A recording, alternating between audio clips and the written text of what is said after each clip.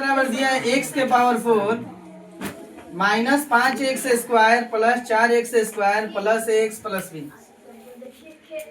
फिर दिया है कि x माइनस 1 तथा x माइनस 2 px का गुणनखंड है। तो हमारे से सवाल किया है कि a और b का मान बताइए। हमें a और b का मान निकालना है। तो क्या करेंगे, सबसे पहले हम लिखेंगे कि x माइनस 1 px का गुणनखंड है। यहाँ पे सबसे पहले लिखेंगे कि चूंकि x माइनस a px का गुणनखंड है, px का गुणनखंड है। जब अगर गुणनखंड है तो हम लिखेंगे x माइनस a बराबर 0। यहाँ पर x माइनस 1 है, a नहीं है। x माइनस 1 बराबर 0। अब जैसे ही x माइनस 1 बराबर 0 मान लिए तो x का वैल्यू मेरा हो गया 1 और यही जो मेरा x का वैल्यू आया है इसको इसमें रखेंगे px में। जहाँ जहाँ x है वहाँ 1 रखेंगे। यहाँ भी देखो x है तो यहाँ भी 1 आ गया, पावर 4 है। माइनस 5 है तो 5, x का मान 1, इसका पावर 3 है। फिर प्लस है 4 हो गया, यहाँ भी x का मान 1 हो गया, पावर 2 हो गया, प्लस यहाँ 1 a हो गया और x का मान 1 हो गया, प्लस में भी। अब इसको हम क्या लिख देते हैं, अगर ये इसका गुणनखंड है तो गुणनखंड का वैल्यू यहाँ पे हो जाता है मेरा 0 और x का मान ये जो 1 रखे इसका पावर 4 है और 1 को 4 बार गुना करेंगे, जैसे कि 1 गुने 1 गुने 1, तो 1 को कितनों बार गुना करो 1 ही आएगा। यहाँ पे मेरा 1 आएगा। भाई देखो इस 1 को भी हम 3 बार गुना करेंगे 1 ही आएगा। 5 में 1 में गुना होगा -5। उसी तरह से 4 में 1 से गुना होगा 4 एकम 4 और यहाँ a से 1 में गुना हो गया a आ गया और प्लस में मेरा b होगा।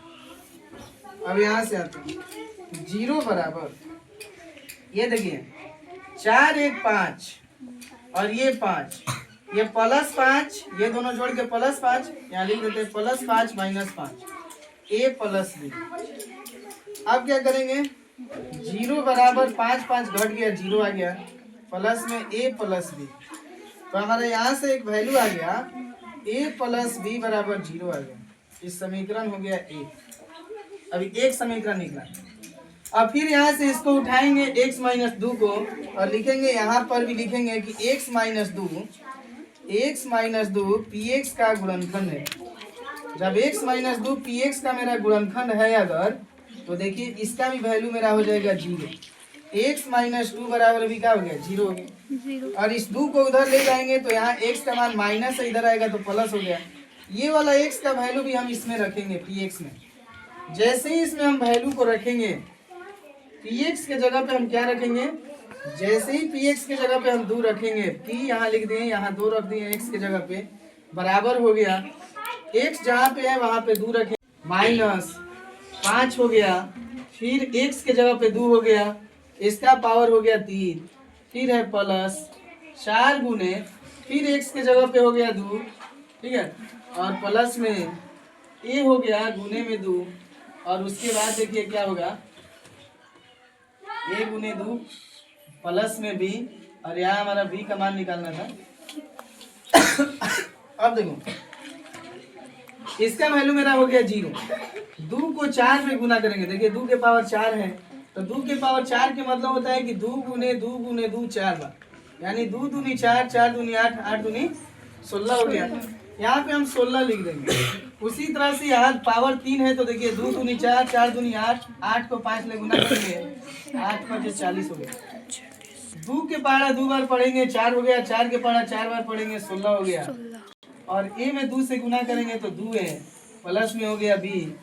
अब क्या करेंगे, ये देखिए 16 16 32 हो जाएगा, 0 बराबर हो गया 32 और माइनस में 40 प्लस में 2a प्लस में b और 40 में से 32 घटा देंगे तो मेरा आ जाएगा -8 और -8 को जब यहाँ पे लिखेंगे 0 बराबर -8 तो 2a प्लस b हो जाएगा और -8 को इधर लाएंगे तो मेरा हो जाएगा 8 बराबर 2a प्लस में b और इसको ऐसे पलट के हम लिख देंगे 2a प्लस b बराबर हो गया 8। ये समीकरण हो गया 2।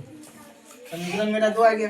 अब क्या करेंगे, यहाँ पे मेरा समीकरण 1 है, यहाँ पे मेरा 2 आया है तो देखिए अब दोनों को हम सोल्व करेंगे। समीकरण 1 और 2 को 2 से, समीकरण 1 एवं 2 से, तो इसको देखिए क्या करते हैं, समीकरण 1 2 को कैसे हल करते हैं। तो 1 का मान देखिए आया है मेरा a प्लस बी बराबर आ गया 0 और 2a प्लस में b बराबर में 0। ये b भी तभी ही कटेगा जब इसका हम चिन्ह बदलेंगे, और चिन्ह कब बदलता है, घटाने पर। जैसे ही इसको घटाएंगे तो मेरा चिन्ह बदल जाएगा। ये प्लस है तो माइनस, माइनस, ये भी प्लस है तो माइनस, और ये तो भाई 0 है, 0 नहीं है, कितना है 8 है, तो माइनस में 8 हो जाएगा। अब देखिए क्या करेंगे, प्लस माइनस मेरा कट गया, 2 में से 1 हटाएंगे माइनस से आ गया, और इधर है मेरा माइनस 8, माइनस माइनस भी खत्म हो जाएगा, तो a का वैल्यू मेरा हो गया 8, और इस a का वैल्यू हम रख देंगे 1 में। a का मान समीकरण 1 में रखने पर, a का मान समीकरण 1 में रखने पर,